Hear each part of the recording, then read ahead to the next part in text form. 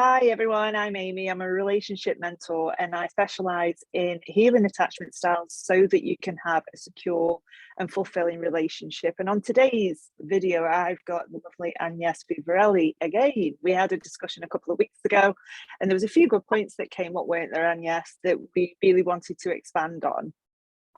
And yes, today's video is going to be around sort of the Neville teaching of everyone is you pushed out, but really what it really means.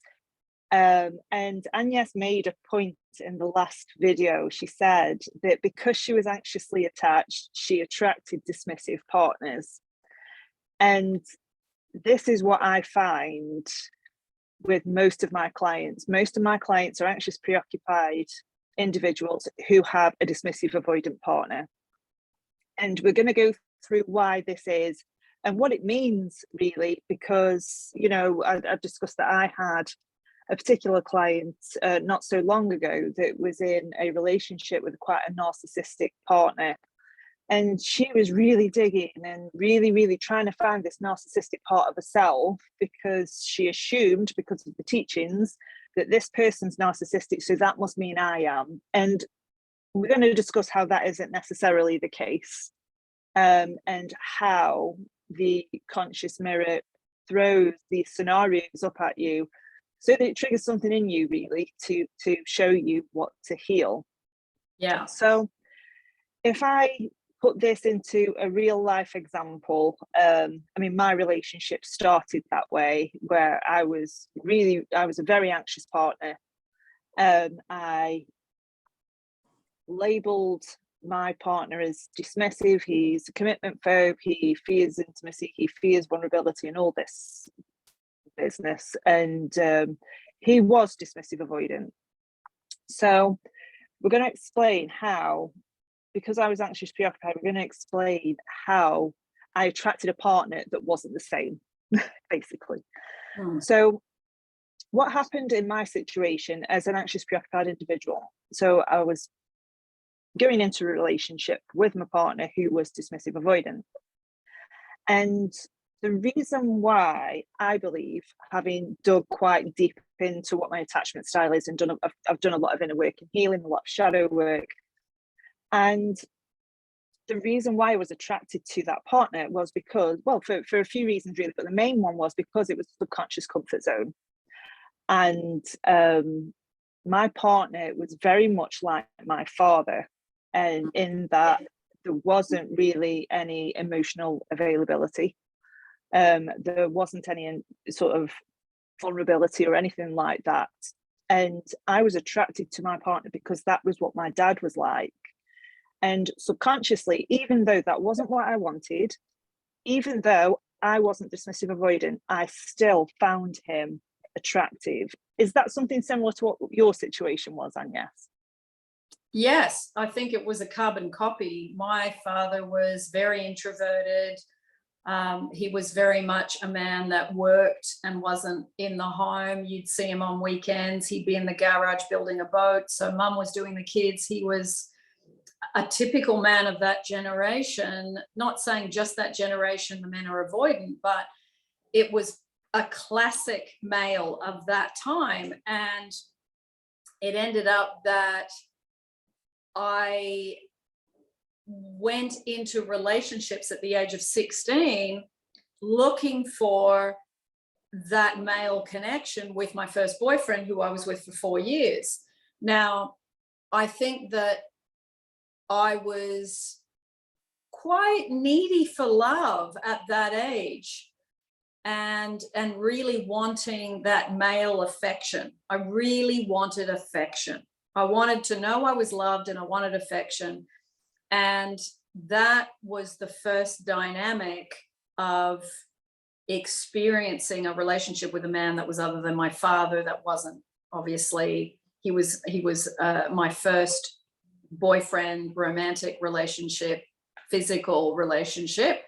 So yeah, that was when I first became aware of the fear of loss, fear of abandonment, and being anxious. That's where it started, as in post-dad. Yeah, and it's really interesting, isn't it? Because your situation's obviously quite similar to mine, yet you were attracted to somebody who was like your father, and you were expecting to get your needs met through a person who was a carbon copy of what you were trying to get from your dad. So you were essentially trying to fulfill those needs and heal the relationship with your father through through another partner. That's right. And of course, looking back, you had no idea any of that was going on. You just wanted to get out of the house and be with your boyfriend. But, you know, like you'd just be, and there was no mobile phone. So you were waiting for a phone call at home. You were waiting for weekends when you weren't at school and all these things. But that dynamic of anxiousness around love, affection, and waiting for it, you're constantly waiting for the hug, the kiss, the validation,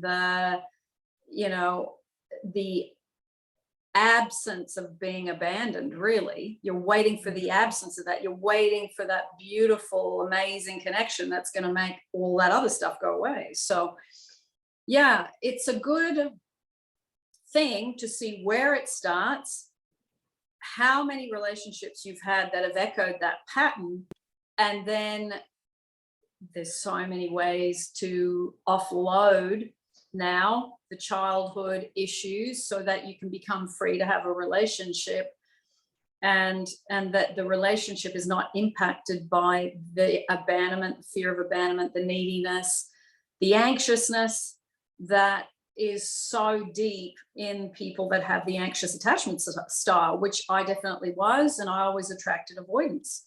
So you know, it's those people can be really alluring because they look confident. They look like they've got their act together. They look like they know what's going on in the world. They look street smart. They look all these things, but they've got their own childhood stuff, which I find is usually engulfment from the one parent, both parents.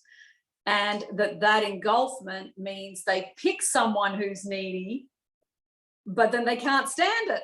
So exactly, they're picking someone within their comfort zone, aren't they? And that's how the dynamic really starts. And we mentioned before the call, didn't we, that some of the reasons why these two opposing attachment styles would attract to each other. And you know, although we are aiming for secure, aren't we? That's what we're aiming for. But I think, I mean, I heard somewhere, I can't think of where I heard it from, but only 30% of the population are secure. Oh, okay. And I personally think it's less than that, because I think a lot of people, when they are looking at what their attachment style is, I don't think people are quick to admit what their vulnerabilities are or what their fears are. So people can appear to be secure, but inside are not. Yes. And although an anxious attachment, yes, there are things that we do want to get rid of with the anxious attachment style, but there are so many things within both attachment styles that are really, really good qualities to have that you want to keep, because you know, the anxious attached person wears their heart on their sleeve.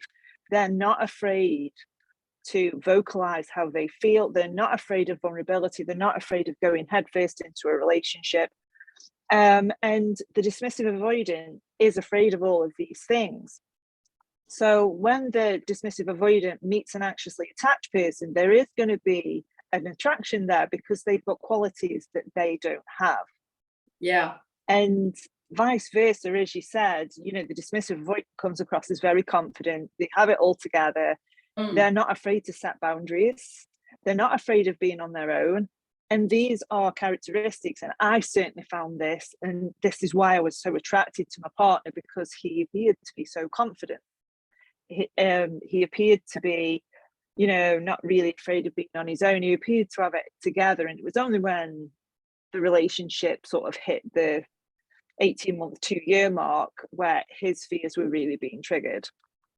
But there was a very, very strong attachment there, because we both had qualities that the other person saw as being very attractive, basically. Yeah. And it's a term, there is a term for this, and it's called the golden shadow. So we have the shadow self that we suppress, deny, and disown, but we've also got this golden shadow. So these are aspects that we wish we had.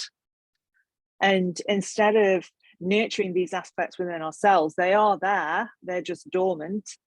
Instead of nurturing these aspects within ourselves, we look to another person to provide those qualities for us, don't we? And it's quite, when you look into it, it is really quite intriguing. It's amazing how the mind works. Yeah. Is this what you sort of experienced with yours? Did you sort of feel like I'm super attracted to this person, even though they aren't really what I consciously want? Because I certainly found that. When I first met my guy, he was confident, he had no insecurities, he was incredibly smart, like 4 degrees and a PhD smart, like it was just insane. And I'm so not, the intellectual world is a world that I've really moved in the creative worlds more so than the intellectual worlds. And I have often dated men that are creative. This one was really out of my norm, really. He was physically exactly what I wanted. He was culturally what I wanted, meaning someone who came from a culture that was big on music and dance. And he had a good relationship with his family, and he had a good lifestyle, as in he didn't have any habits that would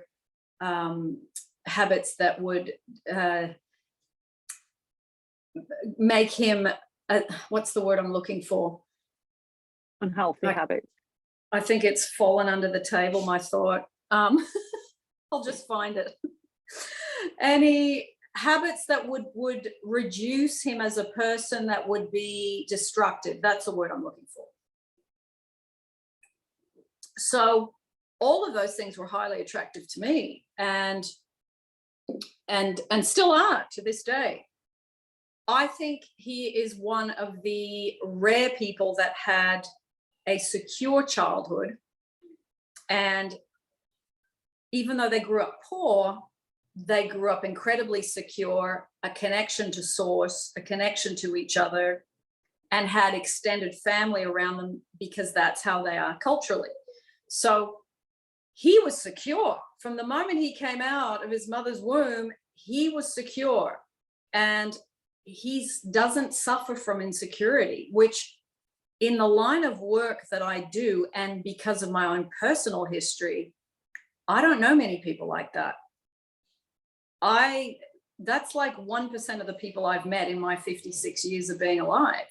So he was a bit weird for me, because I remember thinking, oh, he'll be insecure about something, or he'll be. Now, I'm not saying he doesn't have emotions.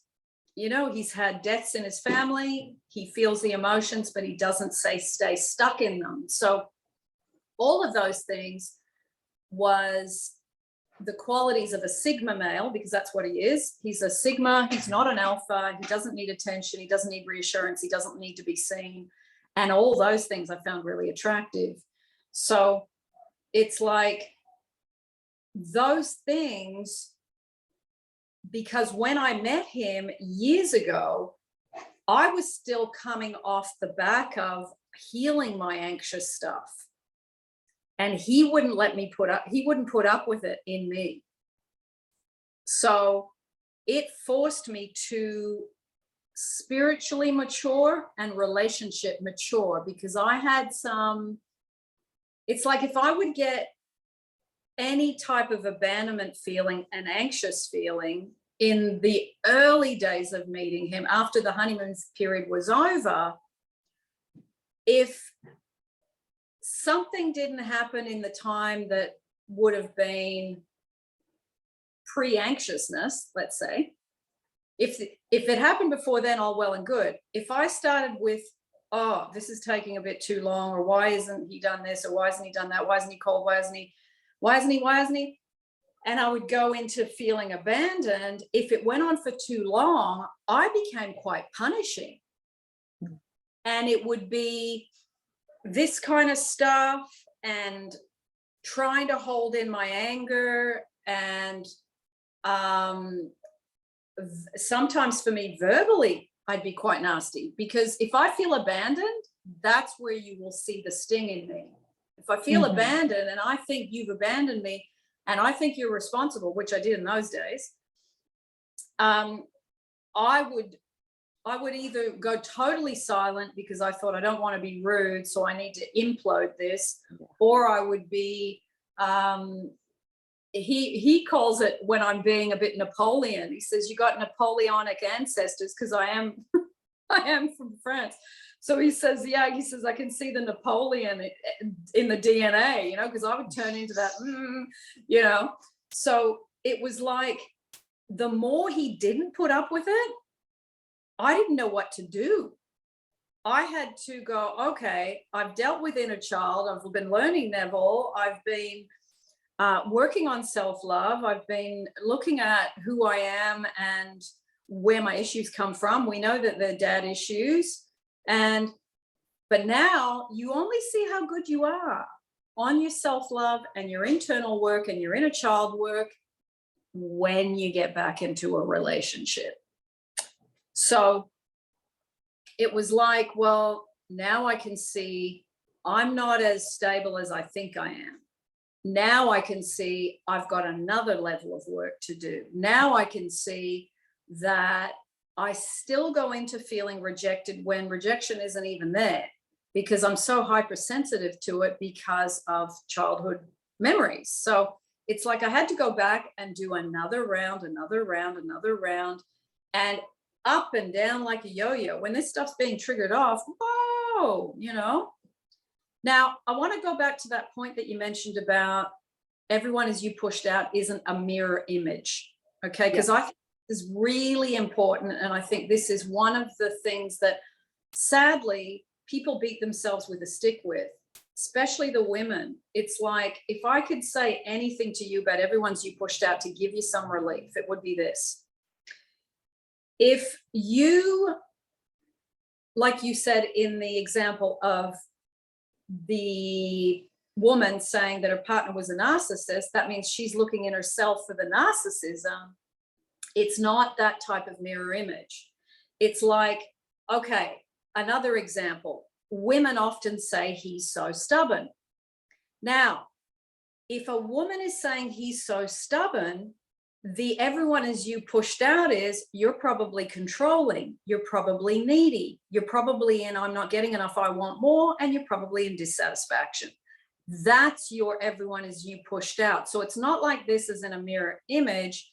It's like this. It's still in balance, but it's more of dovetailing things that go together rather than an exact copy. Yeah, I think that's a really important piece of information, because the way I look at the conscious mirror is, say for example, say for example, if I'm in a relationship and that person has, if we use the example of the dismissive and the anxious. So according to what some of the teachings say, if I'm anxious, my partner must be anxious, or if my partner is expressing the characteristics of a dismissive person, then I must be dismissive. And I'm not saying that some of that isn't true, but it's important to understand that in the conscious mirror, there's polarities as well.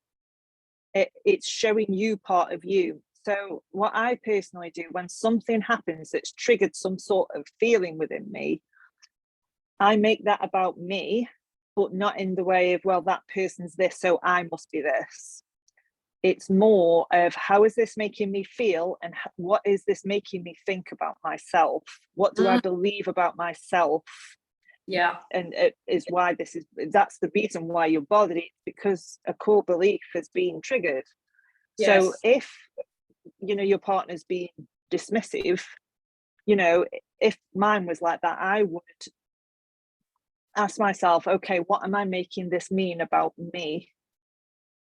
That I'm not important, that I don't matter, that I'm not chosen, and all the things that you say on your meditations. So it is sort of what you're making it mean about yourself. And the mirror, it's so complex, and it's it is really this is why it's a life's work, because it's so complex, and because your subconscious mind is boundless. What's the word I'm looking for? It's infinite. So these sort of things are always going to come up. You're never going to be fully healed, and you don't have to be fully healed. You're perfect how you are. You're worthy anyway, even though you're not fully healed. But when it comes to working with the subconscious mirror, it's how are you making the situation in front of you, what are you making it mean about you? Yeah.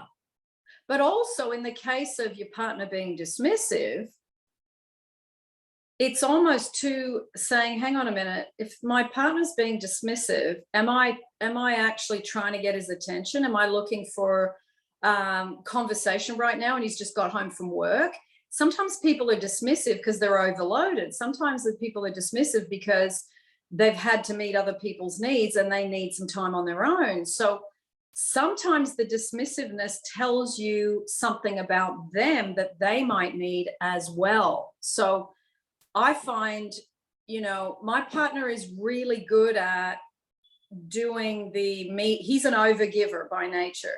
So it's, I'm a giver, he's an overgiver. So he's had to learn to not overgive, and we both give to each other. So that makes for a great relationship. But he's very thoughtful and all those things. So if he's dismissive, I go, I don't go, oh, that's not, I used to do this. That's not very nice. Why is he talking to me like that? What an ass, and then that's what I used to do. Instant reaction. Whereas now I go, wonder what's going on with him. And I soften. I don't make it about me. And I say to him, look, are you okay? Do you need anything? He goes, oh no, I just need a little bit of time on my own. Okay. See ya. I don't take it personally. I think it's great what you've just said, actually, is if someone's being dismissive, and this is sort of what we mean by the mirror, if someone's being dismissive and they need some time to tend to themselves and meet their own needs, the mirror is, I need to meet my own needs. That's isn't it? And that's that's what we're talking about. And if they're feeling exhausted because they've, like you say, they've been at work all day and they do need time for themselves to tend to themselves and do some self-care, I would then think, well, okay, I need to do some self-care and I need to meet my own needs right now. Yes. And sometimes because otherwise you wouldn't be affected by it, would you? That's right. That's right. We have this thing where we say, I'll message him and he just sends me a text that says, leave me. Now, in the past, I would have thought that was rude, because I know that that's a cultural thing for him. It's they shorten things, and it's not, can you please leave me? I need some time on my own. He just goes, leave me. And I go, okay. And then off I go.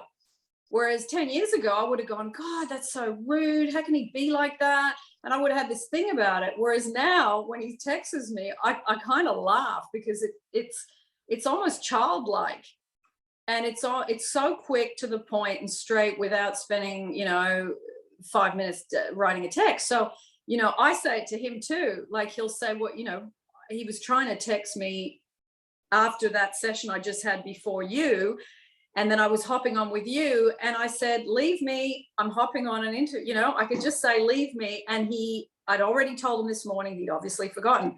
So it's like, you can be short and quick, and there's no offense taken. And that, I love that, no offense taken on both sides, because people aren't so triggered and and sensitive, you've worked out your dialogues between you, and it gets more comfortable, it gets more understandable. And sometimes when I see that now, I kind of giggle, because it's leave me. It's like, okay, off I go. What am I doing? And then the text will come later, why you messaged me? I feel like you've abandoned me. Now we make jokes about that now too, where are you? Yeah. You've abandoned me. It's like, oh, have I? And then so we laugh at, because we both know each other's childhood stuff so well, that we can, in a way, lovingly enjoy those bits now, whereas that used to be a minefield.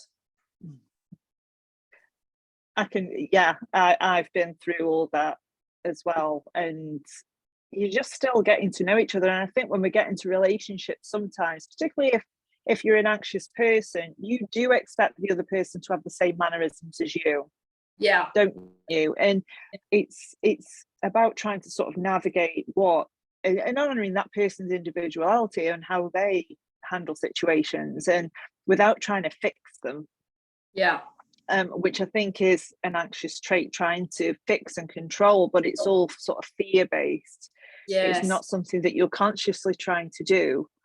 And I think it's a good time to touch on fears, because we discussed this briefly before the call. And I speak to a lot of people that are so terrified of their fearful thoughts because they're worried that it's going to manifest into the outside world. And I just wanted to say that it isn't as literal as that. So say, for example, you've got a fear of abandonment. And because it's in your subconscious, you will see evidence of that. But that doesn't necessarily mean that you're going to be abandoned. And so you'll see things, you might see it on the TV, somebody's partner leaving them, or it might happen to somebody you know. It doesn't necessarily mean that, oh my gosh, because I thought that means now it's going to happen. And in my experience, it's been the resistance to that fear. So instead of comforting that part of myself and really shifting into the person that is loved and is wanted and is secure, it's the resistance to that part of me that has kind of caused me to act from it. It's made it real. The resistance has made that part real. And it's sort of taken over, and I have acted in ways that would typically cause me to be abandoned. Yeah. And so it was just to really say to whoever's watching this, if it is that you are so afraid of these thoughts, you're afraid to think the wrong thing, don't be, because it's just a thought. The resistance to it is making it more important than what it is. The resistance is making it real. And what happens is, when we resist a thought or resist a part of ourselves that's afraid, that part that can then sort of takes over. It's got power now, and can, as I say, it can cause you to react in ways that could cause abandonment. So what I used to do is, I'll use your example of not receiving a text. I would also attribute that to abandonment. Oh my God, he's abandoned me. Oh my God, he's going to leave me. Oh my God, he's distancing himself. He's going off me. And, I would really tell a good story about that. Yeah. I would go to town on that, and I would try and, no, I can't think that, and really try and get it down and suppress and deny that it was there. And all it would do is make me react in a way that would A, pee him off, and B, make me appear like this needy, desperate and I was a needy and desperate person in those moments. I'm not going to deny it. I was desperate in those moments, and because of his attachment trauma, that made him push away from me even further, because in his mind he was thinking, this person's going to control me, I'm going to lose all my freedom, and I'm just going to end up being miserable if I stay with this person because I can't handle this behavior. And that started the roller coaster of on off. Yeah. And it wasn't until I learned how to really sit with fear and sit with the part of me that was afraid and comfort it and remind it that, you know, we're not going to get left, even though this has happened before. We're not going to get left because we have so much value. We bring so much to the table in this relationship.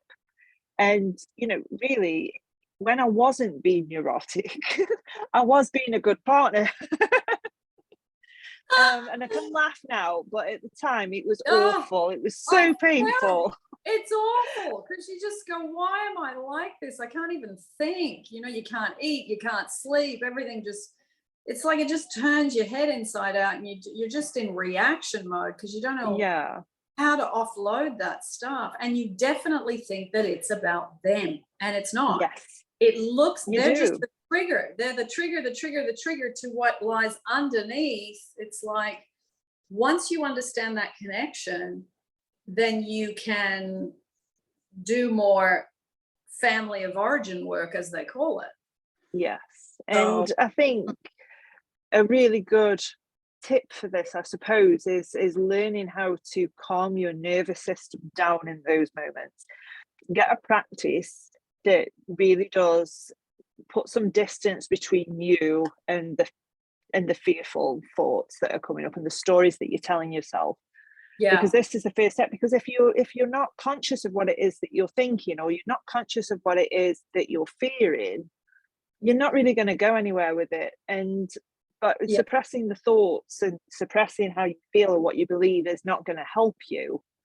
yeah, And it's not going to make any permanent changes either. I mean, luckily, me and you have managed to make a permanent change when it comes to the yeah, fear of abandonment. And, you know, a lot of people are grappling with this, or a lot of people have still sort of got it in the background, but it comes up. yeah, And, you know, it doesn't come up for me anymore. And it's a really, really nice place to be, where you're not thinking in the back of your mind, oh my God, I'm going to get left. Because it is, you're torturing yourself over it. Just let it come. Let it come up. Let it come up. Listen to it and comfort it. yeah, And don't get too involved with it. Don't let it, you know, remind yourself that you are the one with the power. You are the one mm, with the power. The fear isn't. yes, And when you start to do this, automatically you will stop reacting so much. And yes, automatically you'll start moving the needle towards being securely attached. And as you noticed with your partner who was securely attached, that kind of made you change, didn't it?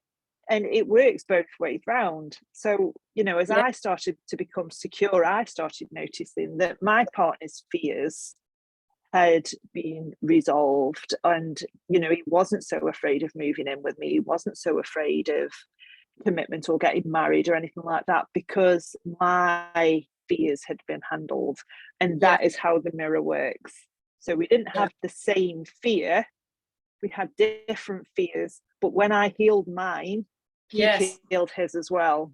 yes, yes, for sure. It's like you move together, you know, because I think the avoidant has a fear of engulfment, and they have a fear of being suffocated. So when you are no longer in that anxiousness to need to suffocate them, that builds the trust. Yeah, Mm, absolutely. Yeah, yeah, and you know, because dismissive avoidance typically on their needs totem pole, their top ones are freedom and autonomy. yeah, Whereas your anxious, preoccupied individuals' priorities are love and affection. And, yeah, you know, subconsciously, we will try and meet those needs. It doesn't matter, you know, the subconscious mind doesn't care whether that's in a healthy way or not. yeah, It, I need this need met. That's the quickest way to do it. yes, So it's about becoming aware of what your patterns are. So when you are feeling needy, ask yourself, okay, when I feel this feeling, mm, what do I want to do when I feel this feeling? And is that action a really healthy action to take? yes, And learning how to start meeting those needs yourself. Yeah. at least halfway, Yeah. Yeah.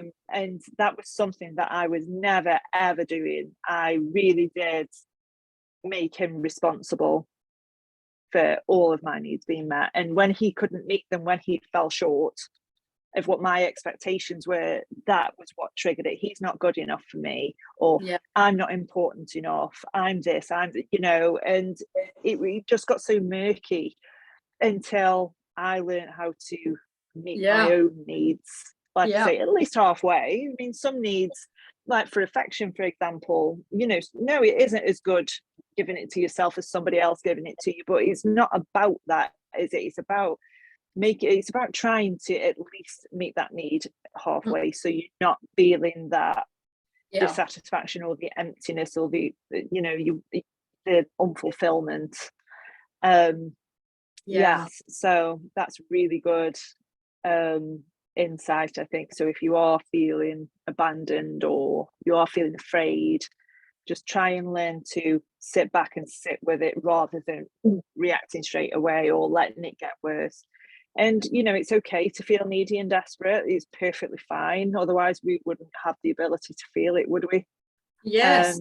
Right. But it's what you do with it that you need to sort of look at, and look at what need needs to be filled in that moment, and think about, how can I do that myself right now?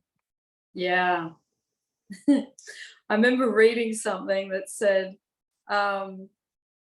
like 80% of arguments happen because someone hasn't eaten. Yeah. Do you know, I believe that. I believe so do that. I. You're like, some people get really angry when they don't eat, or some people get really overwhelmed or whatever. And I think, just sit down, have something to eat. And then the conversation you want to have, it goes so much better after the meal. Yeah, and I personally, when I'm hungry, I feel like really overwhelmed. Like you just said, I don't feel angry, I feel panic. Because I don't know why that would be, and maybe my subconscious mind's panicking that I'm going to starve. Yeah, I believe that. Or sleep's another one, isn't it? And it's all these things that can play with your hormones, your blood sugar, which is why self-care is really, really important when you're doing this work. It is. I think it's that thing, the more you do this work on yourself, it's not letting yourself drop below 50%. And then you go, okay, I need to manage myself to get back up to 90, 100. If you can, it's anywhere between 80 and 100 is good. But if you've dropped down to 0, you haven't managed yourself very well. And that's when you become anxious. That's when you become needy. That's when you become controlling. That's when you're looking for external love and all those things, because your battery and your tank has gone right down to 0. So a lot of this thing, to correct our emotion, to manage our emotions, that's probably a better word.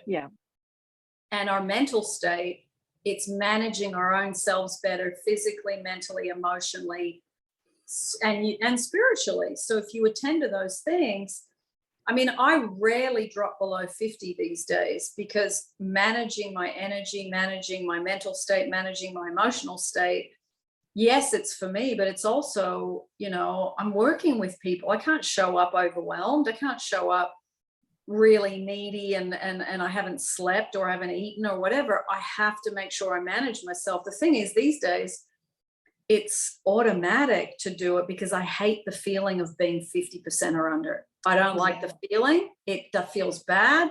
I don't like it. I know when I'm off the rails, and I instantly go, okay, I'm starting to get negative. I'm starting to complain to one of my friends in another country, because she's the one that's known me for 30 years. Oh, I need to get myself back up. How do I do that? And there's, different tools in the toolkit to do that. So it's like, the less you drop down, the less there's outbursts, the less there's anxiousness, the less there's abandonment feelings, the less there's all these things, because you have attended to the needs of the adult and the child. And that really, really, really helps in relationships, romantic relationships, I think if you can manage yourself and be really good at managing yourself and checking in with yourself, what do I need right now? What do I need right now as the day goes on? You are much more able to stay in a more optimum state and less overflow and impact onto others around you. Yeah, absolutely. Yeah, that's really, really good advice. And it's advice that you gave me about 5 years ago. I'm glad you remember it, Amy. That's really funny. Well, you've obviously not only remembered it, but you put it into practice. Yes. But like you say, it's you know, if you fall from 80%, you know, it's don't beat yourself up about it. You know, life's hard sometimes. Yeah. Finding time for things is hard. And you know, these things happen, but as long as, like you say, it's easier to get from 50 to 80 than 0 to 80. Or even 50 to 80 is way easier than 0 to 20. Once you're down to the 0, it's like you're running in mud. It's so hard to get the wheels turning. That's why not dropping below as best you can. Obviously, life happens, people die, you lose your job, you get a health condition, these things come up and you've got to deal with them. But it's like, remember that 0, when you go all the way down, that first 20% is tougher because you've dropped so far down, you almost can't even access the thoughts you need to be able to help yourself once you're down that far. And you usually need someone else to help you, a friend, a family member, or a professional. So I think it's that thing of watching yourself. And when you start to get depressed, get anxious, get angry, get resentful, start complaining, when all these things kick in, you go, okay, I'm derailing now. I'm derailing. This is not good for me. It's not good for my relationship. It's not good for my health. So you're more, not saying you're doing it from a place of control. You just go, I don't really like the consequences. So let me, as best I can, and it might just be go for a swim. It might be lay on the couch in the afternoon, do a beautiful meditation, fall asleep on a day off. You know, it could be simple. It doesn't have to be things that cost money. It can be simple things. So, but those things, they're the difference between having arguments with your person and not. Managing and really managing yourself well and better as the years go by, because that's part of self-love. And that self-love is what makes you you just have more of a constant. You've got more of a presence. You've got more of a calmness. You've got more of peace about you. And the more you get into that state, it's like, it's such a pleasure to look after yourself. It's such a pleasure to be calm. It's such a pleasure to be at peace. And, you know, it's not the easiest thing to do. I mean, I was on the red bus in London yesterday, and I got on that bus and I was like about an 8.5 out of 10. By the time I got off, I was about a 4, because the stuff that goes on public transport, with people playing their phones with no headphones, people, you know, having loud conversations, people with all sorts of stuff going on, but it's intruding on your quiet. You know, it's not that people have to not talk, but it's that where you can't get people away from you because they're so close, they're talking so loud, they're on, you know, video calls with no headphones. I lose my center around stuff like that. My relationship doesn't pull me off course. That stuff is what pulls me off course these days. But that's where we all have different areas where we have to practice. And, you know, I remember Wayne Dyer saying, look at where you feel offended. Look at that in yourself. And I was thinking, I remembered yesterday Wayne Dyer's words. I get highly offended on public transport, because that level of I don't care about other people winds me up really badly. And I struggle with it. I mean, sometimes I have to get off a bus, not regularly, and hop on the next one because I haven't pre-paved enough. Now it's like I've got to pre-pave. Oh, I love getting on the buses that are quiet. I love how people just are in their own space. I love how people are considerate. I've got to try to pre-pave that, because if I walk out and go, okay, who's going to annoy the hell out of me on this bus ride? As soon as I do that, then I end up in that situation where that one person sits next to me. So, and it's everyone's me pushed out yet again, as we talked about, whether it's strangers, whether it's family, whether it's a romantic relationship, we will all get reflected back to us certain things, and it will be an opportunity to surrender, let go, and wear away your edges. That's great. That's great advice. And shall we wrap up? It's been a long one, hasn't it? Nearly an hour. It's a wrap. It's a wrap. Well, thank you everyone for listening, and we will see you in the next video. We will. And if you've got any ideas that you would like Amy and I to discuss, let us know down below in the thread. Brilliant. Yes, that'd be good. Bye, everyone. Bye, everybody.